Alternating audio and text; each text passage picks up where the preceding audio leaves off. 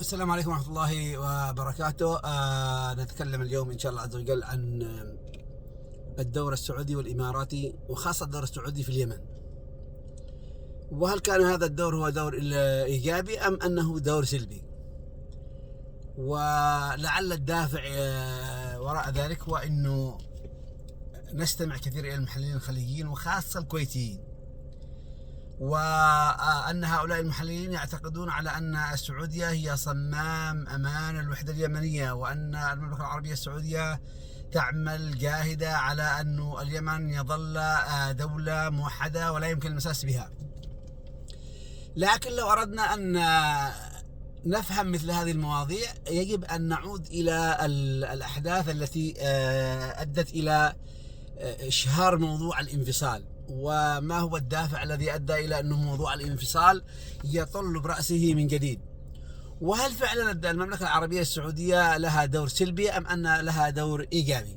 أولا، أنه منذ 26 مارس عام 2015 عندما تدخل التحالف العربي على أساس أنه يقوم بمواجهة المد الإيراني الموجود في اليمن، وقاموا بعملية ضرب كل البناء التحتية والطرقات والمدارس والجسور إلى آخر هذه الأشياء، على أساس أنه يقوموا بعمليات وقف المد الإيراني الموجود في اليمن. قبل 2015 من الذي مول الحوثي وسمح له بالدخول إلى نهم؟ ما الذي مول الحوثي وسمح له بالدخول إلى عمران؟ ما الذي مول الحوثي وسمح له بالدخول إلى صنعاء للتخلص من جماعة معينة؟ من الذي كان يمول الحوثي ماليا ويمده بكافة الأسلحة، وكذلك يمده بالبترول وبالأموال إلى آخر هذه الأشياء؟ هي المملكة العربية السعودية والإمارات. ولعل لا أدل على ذلك وتصريح أنور عشقي، وهو يعني كبير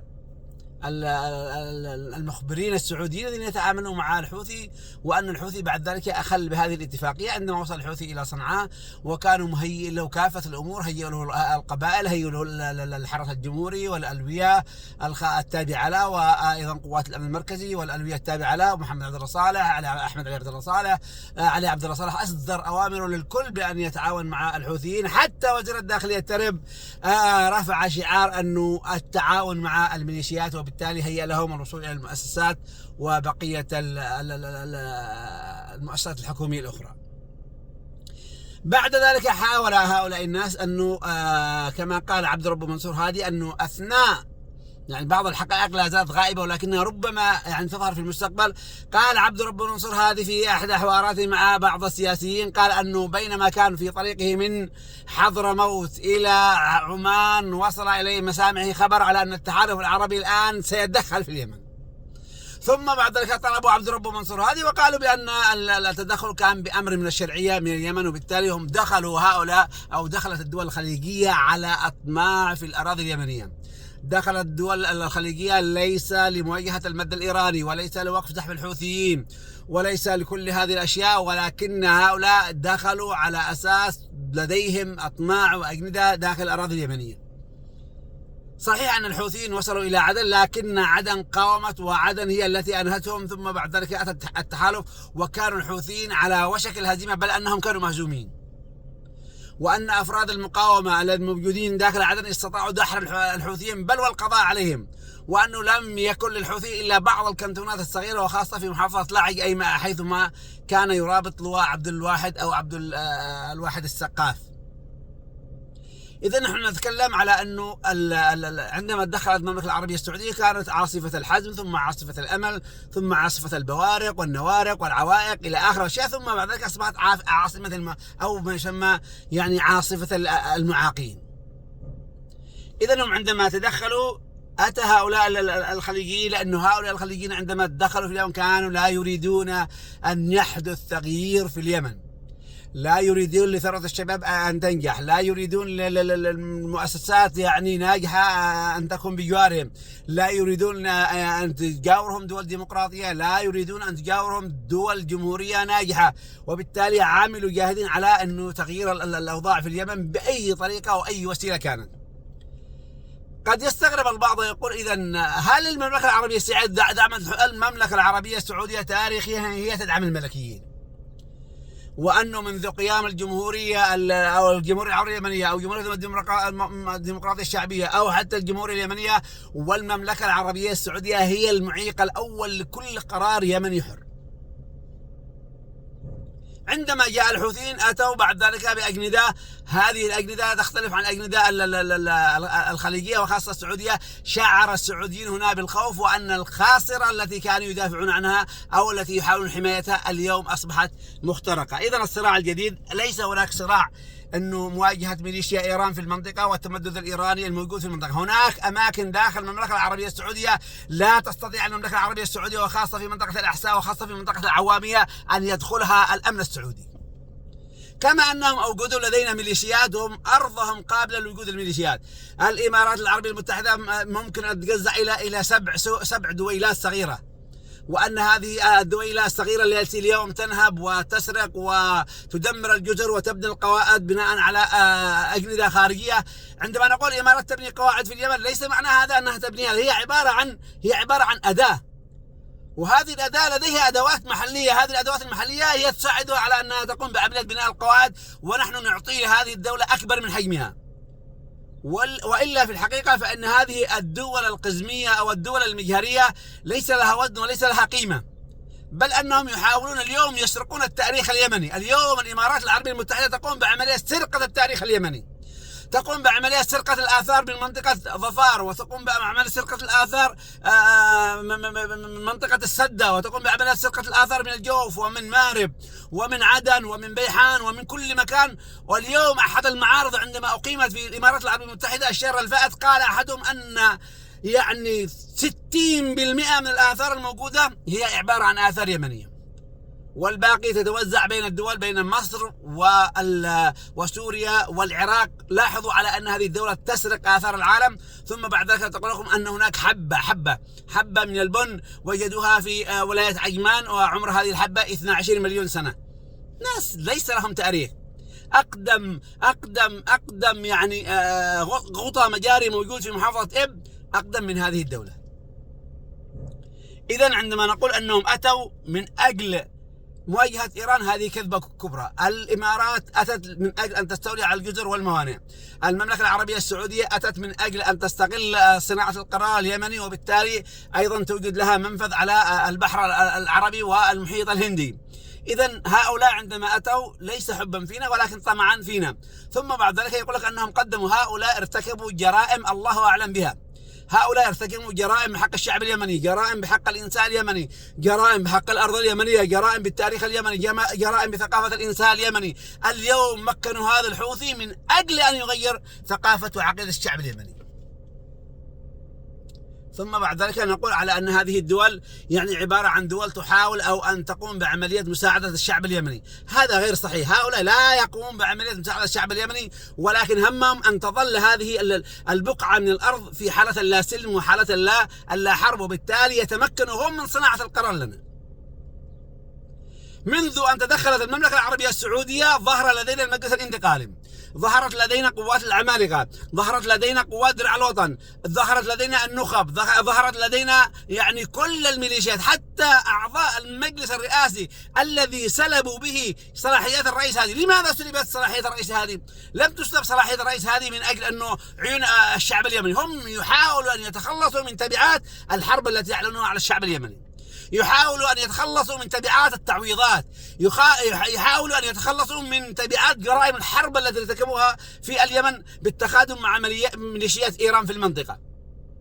هم يحاولوا بهذه الطريقة أن يوجدوا مجلس رئاسي جديد على أساس يقول لهم أن يدهم بيضاء، وبالتالي قسم هذا المجلس على أساس 4-4، 4 مع الإمارات و4 أيضا مع المملكة العربية السعودية، وبعد ذلك توابعهم من الخونة والمرتزقة المقيمين في دول العالم المختلفة.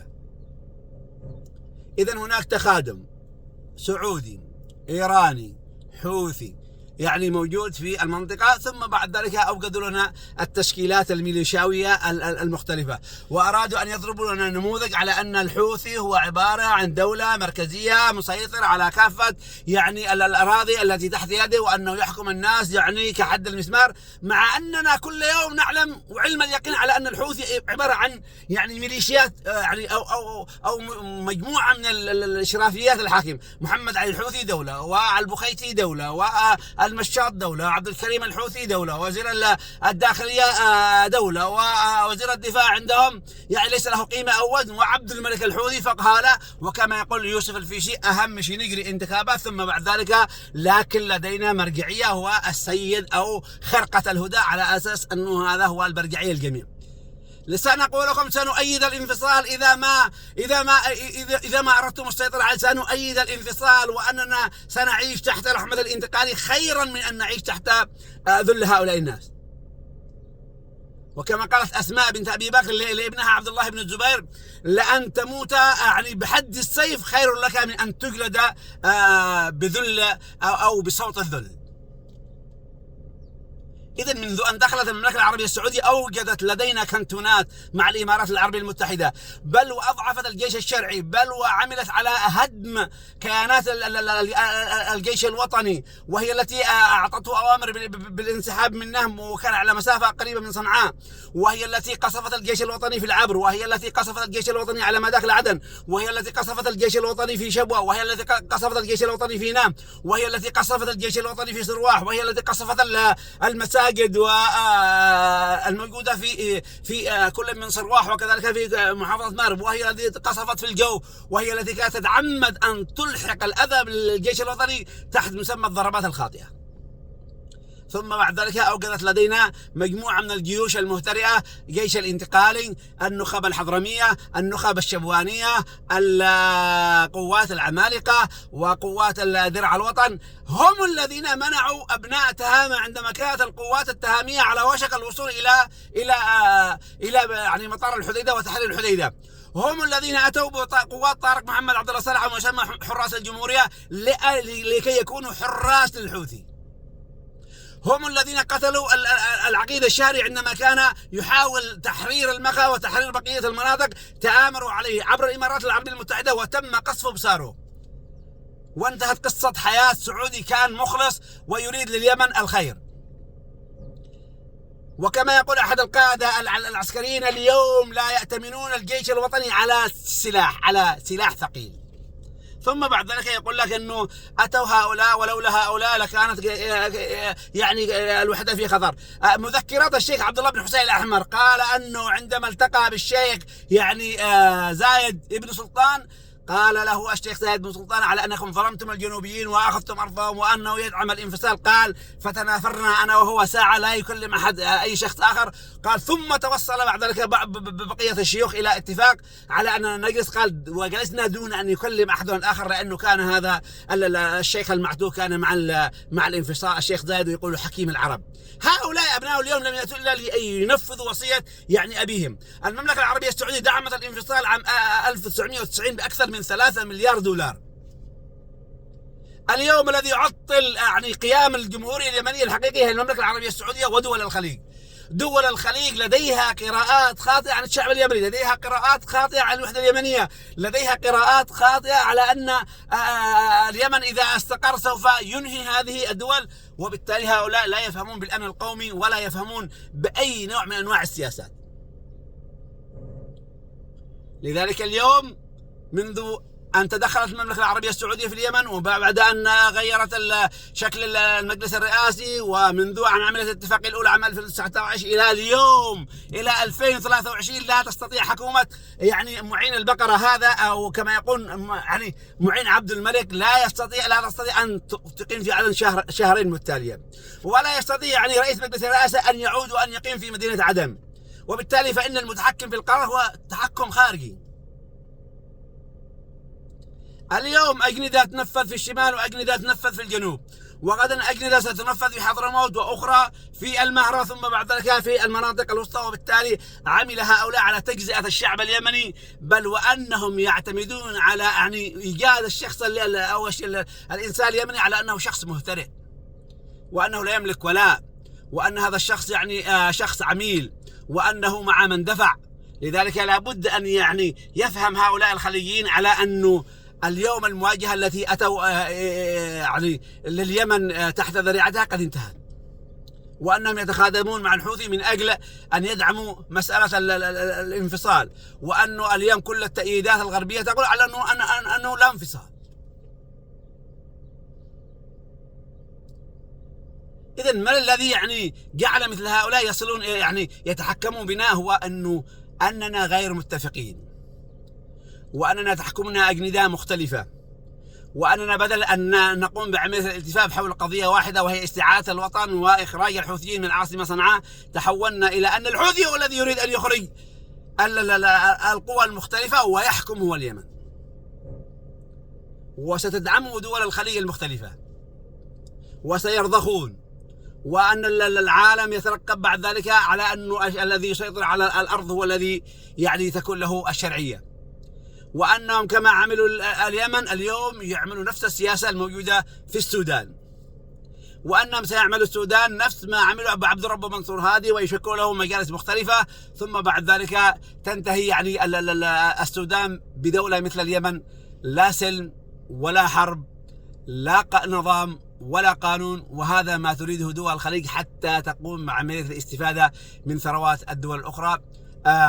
نقول لكم جزاكم الله خير، ونحن نتكلم بهذه الكلمات في هذه العجالة البسيطة لأنه لدينا عمل. وإضافة إلى ذلك أن ندعو الجميع للاشتراك بالقناة وتفعيل زر الجرس، وأن يرتفع عدد المشتركين إلى أكثر من 1000، وحتى نستطيع أن نجاري وأن نسابق الزمن وأن نوثق القناة. والسلام عليكم ورحمة الله وبركاته.